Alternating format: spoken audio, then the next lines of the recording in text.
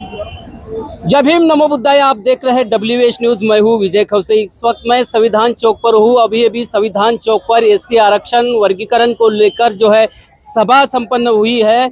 अभी आप देख सकते हैं यहाँ पर तमाम जो बुद्धिजीवी लोग भी आए हैं और खास करके इस सभा का समय जो 2 घंटे के लिए था, इसके लिए बड़े वक्ताओं को समय नहीं मिला है। तो हम ये इससे जानना चाहेंगे।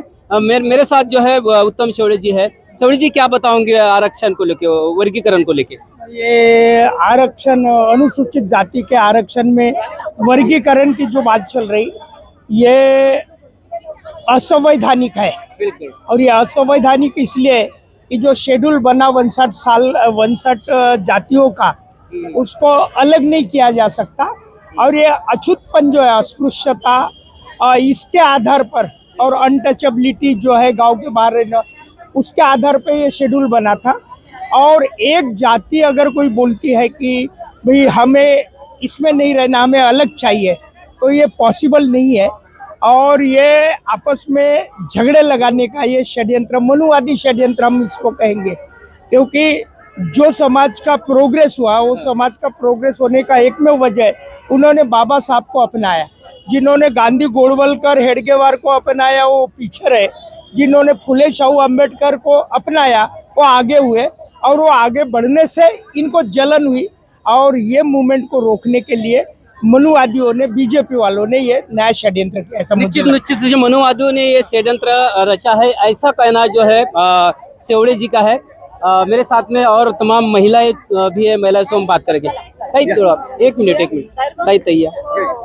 मेरे साथ जो है अगला विषय से भी बात करेंगे, क्योंकि इनको भी इस वर्गीकरण के संदर्भ में गाढ़ा अभ्यास भी है। सर, क्या बताएंगे जो महाराष्ट्र में फिलहाल में जो ये मुद्दा अभी बहुत गर्म चल रहा है, क्या लगता है ये राज्य शासन इस वर्गीकरण को पास करेंगे या जो विरोध हो रहा है उसको देखकर जो है इसे रद्द करेंगे? महत्वपूर्ण बात यह है कि ये जो अनुसूचित जातियों का वर्गीकरण जो चल रहा है, जो मुद्दा है, ये मुद्दा उसके पीछे बहुत बड़ी साजिश है। प्रकार की परिस्थिति जानबूझकर एक षड्यंत्र के तहत पूरे देश में निर्माण की जा रही है। और ये जो बात है, यह भारतीय संविधान के खिलाफ है। ये भारतीय संविधान के खिलाफ है कि भारतीय संविधान को समता का मूल्य दिया है। और अब ये समता नहीं होना चाहिए और आपस में झगड़े होना चाहिए, अलग जातियों में बांटना चाहिए और फिर से मनुवाद, ब्राह्मणवाद जीवित करने का ये षड्यंत्र है। ये इससे ये स्पष्ट होता है। निश्चित रूप से मतलब ये षड्यंत्र है, ऐसा बोला गया। आप देख सकते हैं, इधर मैं आपको बताऊंगा, आंदोलन के नारे भी दिए जा रहे हैं, महिलाओं की तरफ से नारे दिए जा रहे हैं। आप देख सकते हैं एससी आरक्षण वर्गीकरण का यहाँ पे पुरजोर से विरोध हो रहा है। आप देख सकते हैं तमाम जो है ये महिला है, सभी 58 जाति की महिलाएं यहाँ पे शामिल हुई है। और एससी वर्गीकरण को लेकर पुरजोर विरोध हो रहा है। यहाँ पे आप देख सकते हैं समय थोड़ा कम गिरा है क्योंकि नेताओं के भाषण नहीं हो पाए, आंदोलन चल रहा है, देख सकते हैं।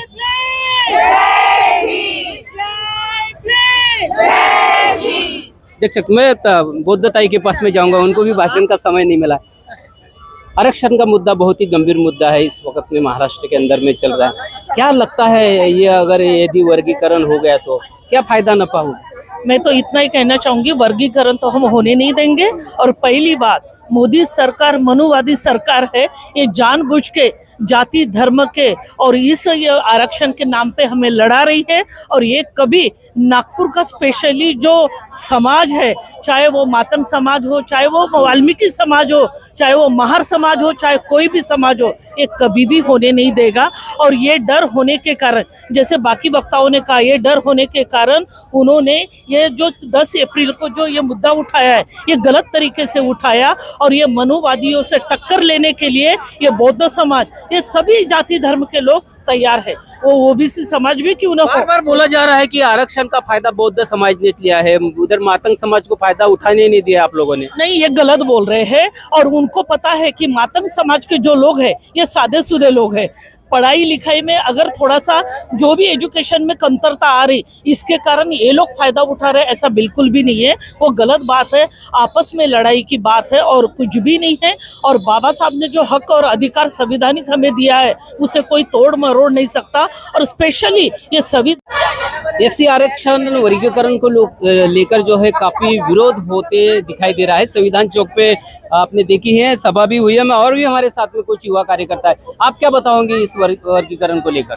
वर्गीकरणाचा अहवाल सध्या तरी ज्या बदर कमिटीने दिला आहे तो सादर केलेला नाही आहे आणि कोणता अहवाल काय दिला आहे त्याच्यात कोणत्या हरकती मागवतो आहे, मला वाटते हरकती ह्या रोडवरच्या हरकती मागासाठी ही बदर कमिटी लागली आहे। ज्या बदर कमिटीमध्ये जे लोकांच्या बेंच आहे, जितके लोक त्या कमिटीत आहे, त्या कमिटीच्या लोकांची सर्वप्रथम तर त्यांची नार्को टेस्ट करायला पाहिजे। ते कोणत्या संघटनेसोबत जुळले आहे हे माहीत करायला पाहिजे, ते कोणत्या पक्षासोबत जुळले आहे हे माहीत करायला पाहिजे। त्यांच्या 6 महिन्यापासूनची जेवढी ही व्हिडिओ क्लिप आहे त्यांच्या फोनची टेपिंग करायला पाहिजे।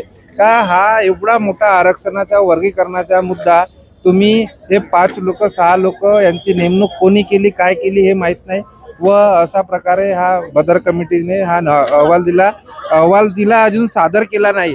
व 2 समाजामध्ये एससी कम्युनिटीचे जे मोठे 2 समाज आहे, एक बौद्ध समाज व मातंग समाज, या 2 समाजामध्ये खाडी तयार केली आहे, एक खूप मोठी भेद तयार केला आहे, भेदाभाद तयार केला आहे। मला वाटते हरकती म्हणजे हे रोडवरची तलवारी आणि काळ्या लढाईची हे वाट पाहण्याचा या महाराष्ट्र सरकारचा ये इस युवा ने बहुत ही गंभीर आरोप लगाया कि कमेटी के जो संविधान चौक में जो विशाल जन आंदोलन और निदर्शन की जो यहाँ पर सभा हुई है, बड़ी सफलता पूर्वक सभा हुई और पुरजोर तरीके से एससी वर्गीकरण को लेकर यहाँ पर विरोध हुई है। मेरे साथ में एडवोकेट आकाश मुन सर है।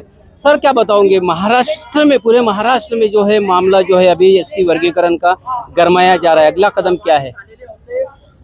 अगला कदम हमारा आंदोलन का है। हम अविरत आंदोलन करेंगे जब तक उपवर्गीकरण की प्रक्रिया महाराष्ट्र शासन रद्द नहीं करता, तब तक हमारा संवैधानिक रूप से आंदोलन शुरू रहेगा। और आज तो आपने सिर्फ हजारों की तादाद देखी है, आने वाले दिनों में लाखों लोग रास्ते पर होंगे। और जब तक इन पूरी महाराष्ट्र की जनसंख्या में जो 13.5% जो अनुसूचित जाति की संख्या है, जब तक उनको और उनके आने वाली पीढ़ियों को न्याय नहीं मिलता, तब तक हम लोग पूरे ताकत से इस सरकार से भिड़ेंगे, इस व्यवस्था से भिड़ेंगे। और सबसे ज़्यादा महत्वपूर्ण कि जो इस सरकार और इस सारे सिस्टम के आड़ हमारा आरक्षण छीनने की कोशिश कर रहे हैं, उनसे भी हम निपटेंगे। सर, यहाँ पर 59 जातियाँ है और केवल एक जाति ने ये मांग की है, उसके ऊपर से एक जाति 58 जाति एक तरफ है और एक जात एक तरफ है। क्या ऐसे में जो है ये लागू हो जाएगा? देखिए, पहले मैं एक बात क्लियर कर दूं कि आप जो बोल रहे हो कि एक जाति 58 और एक जाति एक साइड है और 58 जाति दूसरी साइड है, ये बिल्कुल सरासर गलत है। 59 जाति, जो सारी 59 की 59 जाति है, उन्हें उपवर्गीकरण नहीं चाहिए आरक्षण में। जो मातंग समाज है, मातंग समाज के जो कुछ बिकाऊ वर्ग है, जो कुछ उनके नेता है जो बीजेपी आरएसएस से जुड़े हुए हैं, उन नेताओं को हाथ में लेकर इन्होंने मातंग समाज को जो है गृहीत धरकर उनके आड़ उनको आगे रख के इन्होंने उपवर्गीकरण जो आरएसएस और बीजेपी का पुराना एजेंडा है उसको आगे ले जाने की ये लोग कोशिश कर रहे हैं। और उस कोशिश को यहाँ की महाराष्ट्र सरकार जो बीजेपी और आरएसएस के तत्वों पे चलती है वो उसको सहकार्य कर रहा है। मान लो ये सरकार जबरदस्ती आरक्षण को लागू करती है तो इसमें किसका नुकसान होगा?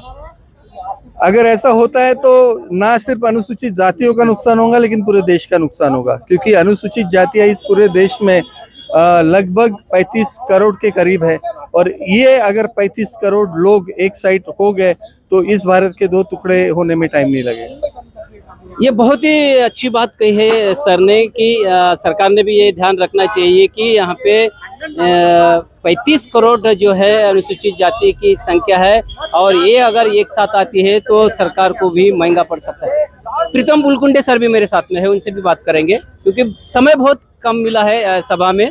इसलिए ये जो है हमारे माध्यम से भी इसका प्रचार प्रसार हो। सर, आप किस नजरिया से देखते हैं इस एससी वर्गीकरण आरक्षण को? देखिए, सीधी बात है कि ये जो समाज जो शेड्यूल कास्ट के नाम से महाराष्ट्र में 59 जाति और पूरे देश में 350 से भी ज़्यादा इकट्ठा बाबा साहब ने की।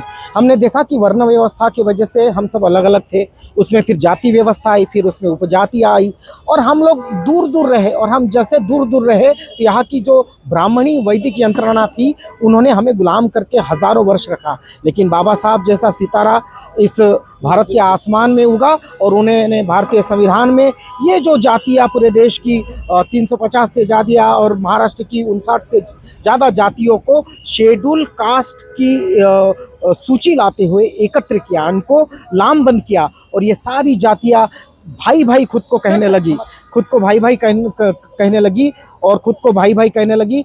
यही बात इनके आंखों में खटकती है।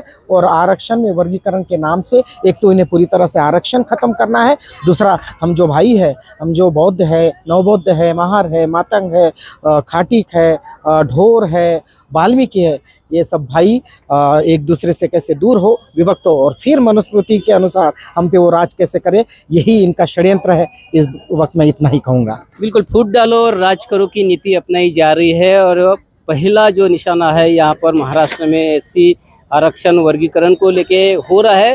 तो इस मुद्दे को जो है महाराष्ट्र में पुरजोर से विरोध भी हो रहा है। तो अभी देखते हैं आने वाले समय में 30 अप्रैल जो थी आखिरी आक्षेप लेने की डेट थी। लेकिन एक बात विशेष है कि जो अनंत बदर समिति का जो रिपोर्ट्स है वो अभी खुला नहीं है और यहाँ पर बताया जा रहा है कि आक्षेप लीजिए। लेकिन जब तक के लोगों को ये पता नहीं चलेगा 59 जातियों को कि इस एससी वर्गीकरण में क्या क्या मुद्दे आए हैं, जब तक के लोगों को पता नहीं चलेगा तब तक तो लोग क्या समझेंगे। तो सच बात क्या है इसको लेकर तो ये सरकार ने भी लोगों के सामने रखना चाहिए, उसके बाद ही इसके ऊपर में निर्णय लेना चाहिए। नहीं तो महाराष्ट्र के अंदर में जो है बहुत बड़ा आंदोलन होने की संभावना जताई जा रही है। आप देख रहे हैं WH न्यूज़, लाइक करें, सब्सक्राइब करें। जय भीम, नमो बुद्धाय।